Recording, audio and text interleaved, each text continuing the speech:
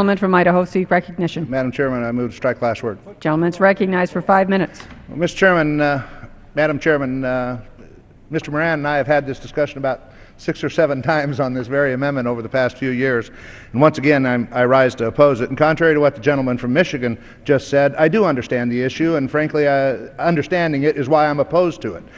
In 2006, the Supreme Court determined that the EPA and the Corps of Engineers did not have the authority to regulate non-navigable waters under the Clean Water Act. Now, you might disagree with that Supreme Court decision. Tough luck. They made the decision, and we follow the decisions of the Supreme Court.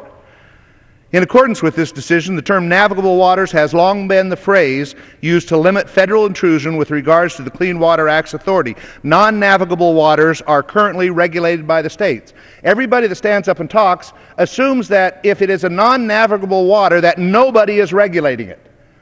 In fact, the states are regulating those things.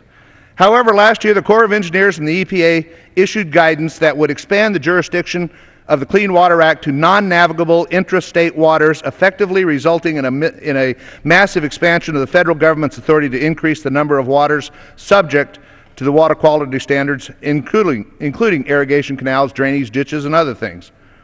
Deciding how water is used should be the responsibility of the state and local officials who are familiar with the people and local issues. If all intra-state waters are regulated by the federal government, the language could be broadly interpreted to include everything within a state, including groundwater. As a result, the reach of the federal jurisdiction would be so broad that it could significantly restrict landowners' ability to make decisions about their own property and local governments' ability to plan for their own development.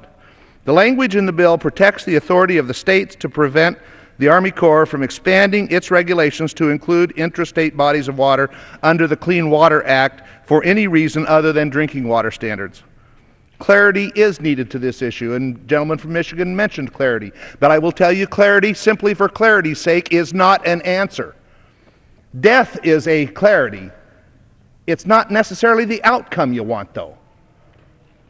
So doing this just so that you have clarity in it is not the right direction to go. Congress does need to provide that clarity, but not the agencies through the regulatory process. The Supreme Court has already determined that the Army Corps does not have the authority to do what it is proposing, and I would urge my colleagues to oppose the amendment offered by my good friend from Virginia, Mr. Moran.